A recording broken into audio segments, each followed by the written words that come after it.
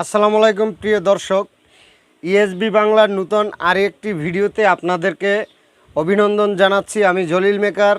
আপনারা আজকে শিখতে পারবেন কিভাবে একটি 60 ভোল্ট বড় অটোর চার্জার খুব শক্তিশালী এবং বাধাই করতে পারবেন।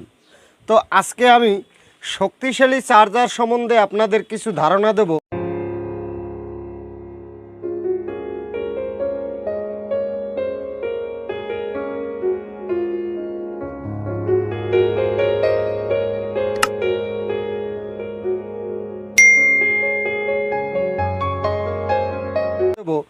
যদি শক্তিশালী চার্জার বানতে চান আর দুর্বল ব্যাটারিতেও চার্জ করতে চান, তো সেই ক্ষেত্রে আপনাদের কাজটি করতে হবে এরকমের ডাবল গেজে চার্জারটি ডিসি তারটা বানতে হবে ডাবল গেজে।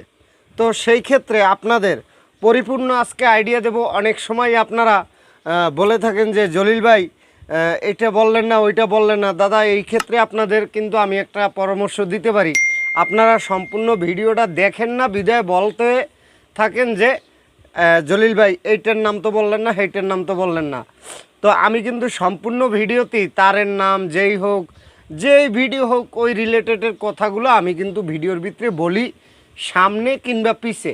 এগুলো যদি আপনারা স্কিপ করেন তাহলে কিন্তু কিছুই বুঝবেন না। আজকে আপনাদের বড় অটোর চার্জার কিংবা মিশু গাড়ির চার্জারের সম্পূর্ণ শক্তিশালী হিসেবে একটা চার্জার কিভাবে করবেন। ভালো এম্পিয়ার যদি না থাকে তা ওই চার্জারে কিন্তু ভালো চার্জ ওঠে না। তো সেই বিষয়ে কথাগুলো থাকবে এবং কাজগুলো থাকবে। ভিডিও বড় হলে বড়োভাবেই দেখতে হবে, কেননা যদি আপনি বড় করিয়া না দেখাই তাহলে তো আপনি সব কিছু পাবেন না। আমি বলার জায়গাটা পাবো না, স্কোপটা পাবো না। তো আমি যদি সব নাই বলতে পারি, ওই জায়গাটা না থাকে, তাহলে আমি আপনাদের কেমনে শিখাবো আর আপনারাই বা কী শিখবেন 2-5 মিনিটে। তো 2-5 মিনিটের ভিডিও আমি বানাতে পারি না। আমার কথা হলে শিক্ষণীয় বিষয় যে কথাগুলো থাকবে সম্পূর্ণ আপনাদের শুনতে হবে, জানতে হবে। তো আমরা এসি সাইডটা আগে বান্ধা নিছি। এই জায়গায়ও কিন্তু আমাদের একটা বিশাল টেকনিক আছে। আমাদের দেখতেছেন এই যে এসি সাইডটা যে বানছি, এই জায়গায় কিন্তু 1 লেয়ার তার, এইটার নিচে আর 1 লেয়ার তার আছে। কেননা আমরা যে রেগুলেটরের সাইডটা উপরে বানছি আর নিচে হইলে আমাদের মেইন কয়েল। তো এইভাবে কিন্তু আপনারা সাধারণত কয়েল বাঁধেন না, আপনারা বাঁধেন একই লেয়ারে, লাস্টে যে কয়টা লুপ উড়িয়ে দেন, বা চার্জার হয়ে গেল। কিন্তু আমি কিন্তু বানছি 2 লেয়ারে। তো দেখুন, এটা কিন্তু প্রথমে প্রাইমারি, তারপরে আমি প্রাইমারিতে 2টা লেয়ার দিছি। যেমন প্রথম টিকন পেঁচাইছি, তারপরে আবার টিকন পেঁচাইয়া তারপরে আমি আবার কয়েল সাজাইছি, তারপরে লুপ উঠেছি। তো এ জায়গায় কিন্তু কয়েল 2টা। এর মানে কি জানেন? আপনারা বাঁধেন 22 বা 21 নম্বর তার দিয়া, আর আমি বান্ধি 19 নম্বর তার দিয়া। তারটা হইতে হইবে মোটা এবং তারটা হইতে হইবে খুবই এম্পিয়ার সম্পন্ন। তো এম্পিয়ার সম্পন্ন কোনো চার্জার করতে গেলে অবশ্যই আপনার তার মোটা নিতে হবে, একটু ভালো এম্পিয়ার পাইতে গেলে।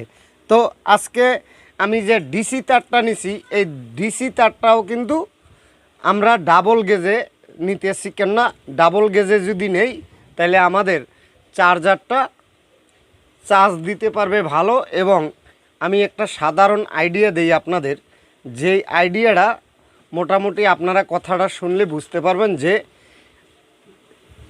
5টা ব্যাটারি, তো 5 বরং 60 ব্যাটারিতে আপনার কত ওয়াট এম্পিয়ার আসে? 1000 এম্পিয়ার। 200 এম্পিয়ার করে হইলে 1000 এম্পিয়ার। তো 1000 এম্পিয়ারের ট্রান্সফরমারটা যদি হয় 20 এম্পিয়ার, 30 এম্পিয়ার, 40 এম্পিয়ার, তাহলে আপনার চার্জটা যতটুক ওই দিতে পারবে ততটুকুই ব্যাটারিতে ধরতে পারবে। আর যদি আমার এই চার্জারটা 20 এম্পিয়ারের জায়গায় 40 এম্পিয়ার আমি বানতে পারি, তো সেই ক্ষেত্রে কিন্তু আমাদের চার্জটা ওই রকমেরই দিবে। তো আসুন আমরা সম্পূর্ণ ভিডিওটি দেখি, কথাগুলো বলবো কাজের ফাঁকে ফাঁকে। তো আমি যেই কয়েলটা বানছি এই কয়েলের উপরে এখন বানিশটা কমপ্লিট করব। বানিশটা কমপ্লিট করার পরে তারপরে আপনাদের এই কয়েলের উপরে টিকন পেঁচাই দেখাবো, কিভাবে আমি টিকন পেঁচাই। তো সেইভাবে আপনারাও টিকন পেঁচাবেন। আর এই বানিশটা দিলে আপনার কয়টা উপকার আসে সেই কথাগুলোও এই ফাঁকে আমি বলে নিই, কেননা এগুলো জানার দরকার। এই বানিশটা দিলে আপনার এক হলে তারের উপরে একটা কভার আসে, এবং এই যে আমাদের এই কটনটা পেঁচাইছি, এই কটনটা কিন্তু সাধারণত সুতার।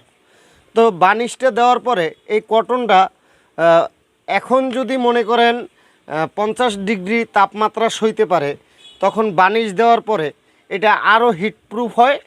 এটা প্রায় 70-80 ডিগ্রি বা 100 ডিগ্রি তাপমাত্রা সইতে পারে এই বানিশের কারণে। তো এই জন্য আমরা কিন্তু বানিশটা কটন পেঁচাইয়ে তারপরেই তারে দেই। এই বানিশ দেওয়ার উপকার হইল এইটা, যখন আমাদের এই কয়েলটা 100 ডিগ্রি পর্যন্ত গরম হয়, তখনও আমাদের এই কয়েলটা পুড়ে না বা ওই কাপড়টা পুড়ে যায় না। আর জানেন সাধারণত কাপড়টা যদি পুড়ে যায় তাহলে কিন্তু আমাদের কয়েলটা ডাইরেক্ট হয়ে যাবে। ডাইরেক্ট হয়ে গেলে বডি শর্ট হয়। বডি শর্ট হইলে আমরা সবাই জানি যে শর্ট করে, আর শর্ট করলে বিপজ্জনক। সেইগুলো মনে রেখে এইসব কাজ করতে হবে। বৈদ্যুতিক কাজ খুব সতর্কতার সাথে করতে হবে।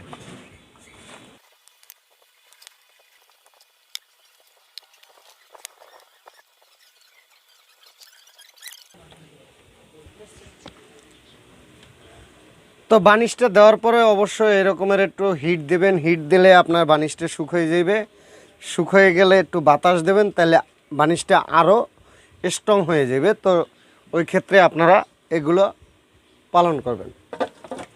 তো এখন আমরা এই কটনটা পেঁচাই নেব। কটন পেঁচানোর পরে বিস্তারিত কাজগুলো আপনাদের দেখাবো। কটনটা ঠিক এভাবে ধরবেন, কোনো গিট্টু দেবেন না, তারপরে এরকম পেঁচাই দেবেন।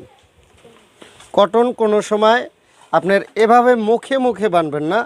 কটনের মিনিমামলি এই যে কটনটা যদি 1 ইঞ্চি থাকে, তার থেকে আপনি মিনিমাম 2% কিন্তু এই কটনের উপরি দিয়ে পেঁচাই যাবেন, 2%। তাহলে আপনার কাপড়টা কোনো সময় কোনো দিক দিয়ে, এই কটন কাপড়টা কিন্তু কোনো দিক দিয়ে ফাঁসিয়া যাবে না। আর ফাঁসিয়ে গেলে যে আপনার পরবর্তী যে তারটা এই জায়গায় বসাইবেন, এই তারটা কিন্তু দেখা গেছে ওইটার লাগে বডি শর্ট হইতে পারে। তো সেক্ষেত্রে এই জিনিসটা মনে রাখবেন।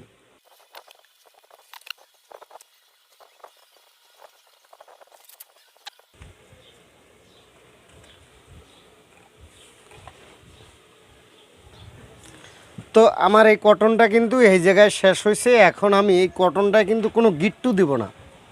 তো গিট্টু যদি না দিই, তো সেক্ষেত্রে কি করতে পারি, আমি যে কটনটা নেব এই কটনটা ঠিক এইভাবে আগে রাখবো। রাখার পরে এই কটনটা দিয়ে এই জায়গায় চাপ দিয়ে ধরবো। তারপরে এই প্যাঁচটা উড়াবো। এই প্যাঁচ উড়ানোর পরে এই কটনের নিচে ফালাবো এটারে। তো আমার এই যে রিলটার ভিতরে যে আমি তারটা পেঁচাই নিছি, এই তারটা ডাবল গেজে নিছি, এবং এই তারের নাম্বারটা হইল আপনার 17 নাম্বার ডাবল তার। এটা দিয়ে আমরা বড় অটোর 6 সিটের যে অটোগুলো আছে 5 ব্যাটারি কিংবা বোরাক 6 ব্যাটারি, সেই সব গাড়িগুলোর চার্জ দিতে পারবো। একদম 3 ঘন্টা 4 ঘন্টা ফুল চার্জ হবে, যা আপনি 2 দিন চার্জ দিলেও অতগুলো চার্জ আসবে না। এই চার্জারে যতটা পাওয়ারফুললি চার্জ আসবে। তো দুর্বল ব্যাটারিগুলো অনেক সময় এই চার্জার দিয়ে যদি চার্জ দেন, তো ওই চার্জের সেই আগের চার্জের সেই ম্যাক্সিমাম 1 ঘন্টা বেশি চলবে। তো দেখেন আমার এই কাজগুলো। তো আমি শুরু করতেছি। শুরুটা করতে হবে আমাদের এই রেগুলেটরের এই জায়গার থেকে। আমরা ডিসি তার হিসেবে যেটা প্যাঁচাই নেব, টোটাল 82টা প্যাঁচ দেবো। 82টা প্যাঁচ দিলে আমাদের 60 ভোল্ট কমপ্লিট বের হবে, এবং 60 ভোল্ট আপ রাখার জন্য আমরা 2টা প্যাঁচ বেশি দেব। আমাদের 60 ভোল্ট পরিপূর্ণ বাইরেবে এবং 2 ভোল্ট আপ থাকবে। এর মানে 62 ভোল্ট আমাদের এই জায়গা থেকে বার হবে। যদি 62 ভোল্ট আমি বাইর না করি, তাহলে আমাদের চার্জিংটা বেশ ভালো হবে না। চার্জিং ম্যাক্সিমাম 2 ভোল্ট আপ থাকতে হবে।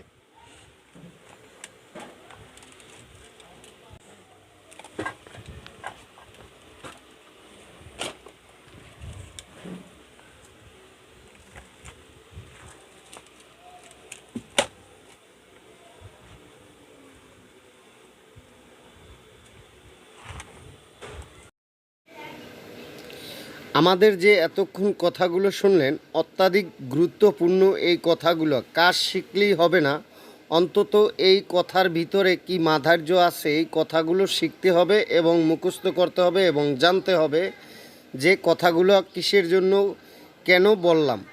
এই কথাগুলো যদি মূলত আপনি জানেন, অবশ্যই আপনার কাজ করে আপনি মজা পাবেন এবং কাজ করে আপনি একটা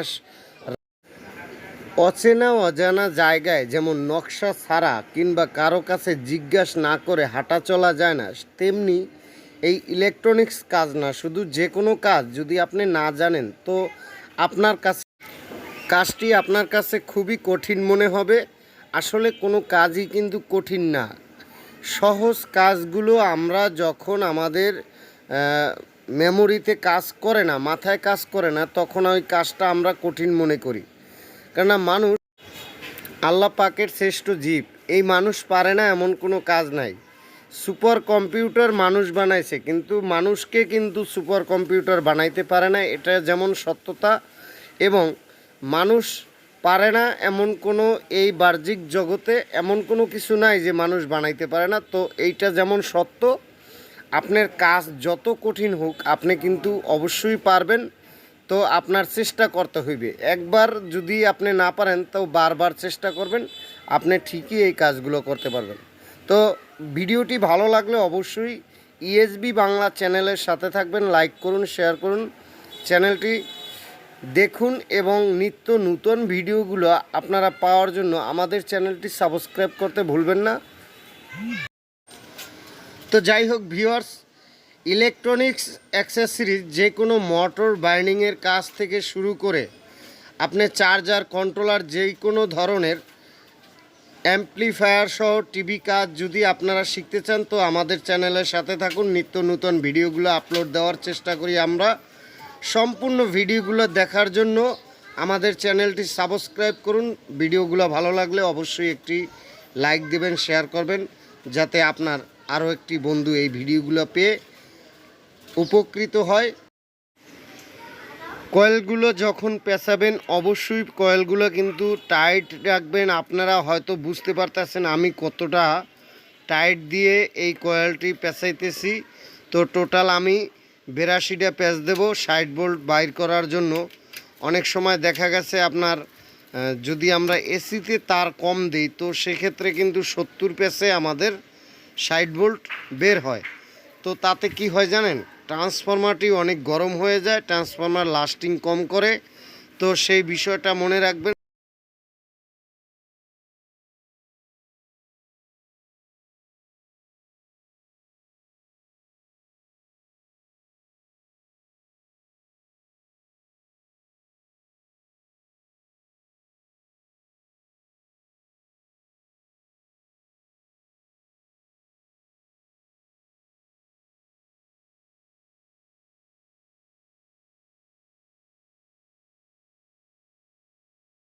আমার না হাত দিবাই রে যন্ত্রণা করতে আছে না, হাত দিবাই রে গেছে না তো।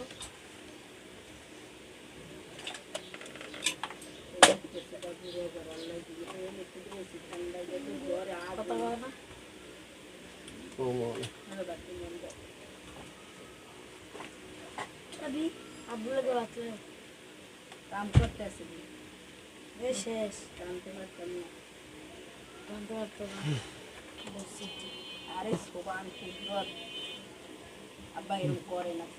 তো এইভাবেই আপনারা হেভি কোয়ালিটির চার্জারগুলো বানবেন, সে মিশু গাড়ির হোক কিংবা অটো গাড়ি বড়টা হোক, 5 ব্যাটারি বা 60 ভোল্ট বা 48 ভোল্ট, এরকম হেভি করে যদি বানতে চান তো ডাবল গেজে ডাবল তার দিয়ে বানবেন। তো সেক্ষেত্রে আপনাদের ব্যাটারিগুলো চার্জ হবে খুব পাওয়ারফুল এবং ব্যাটারির চার্জিংটাও থাকবে খুব বেশি। তো চ্যানেলটি ভালো লাগলে অবশ্যই সাবস্ক্রাইব করবেন, লাইক দিবেন, শেয়ার করবেন। আর চার্জার বানলে অবশ্যই তামা দিয়ে বানবেন, সেই ক্ষেত্রে আপনারা খুব